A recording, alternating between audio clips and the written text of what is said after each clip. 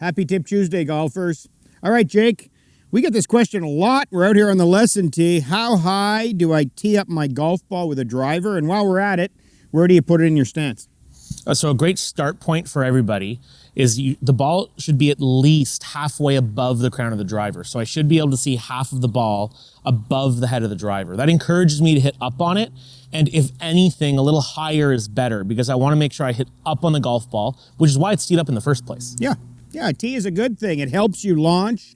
Typically, we're looking for 2 to 4 degrees of upward motion into a golf ball so you can launch it up in the air. So we want that tee up at least half the ball above the crown.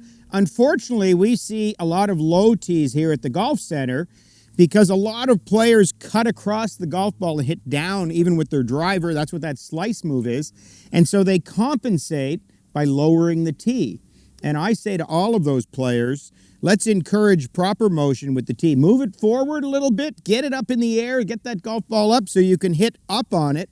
And that will kind of force you to move into the golf ball properly. What about ball position, Jake? Well, with that same idea, because we're trying to hit up on it, we want to put the golf ball more forward in our stance. So the start point I want to have is at my lead heel. So you can see here when I set up to the golf ball, my foot's slightly flared open, and I want that golf ball lined up with the front heel. That puts it forward in my stance so I can hit more up on the ball. Yeah, so we're hitting a little down in those irons, about 3 degrees. We flatline out with the hybrid in the fairway. The driver's a little more forward. We do use that front heel. Now, it also depends on swing shape, though, so people don't have to be scared if they have a little more lateral move and leg, maybe a little forward of that. Absolutely. If they're a little more rotational, maybe a little bit back. You have to find the right spot for you, but it's definitely forward. Yeah, if you understand your golf swing and your release of the driver, it's one of those things that we can use the tee height and position to fine tune your launch.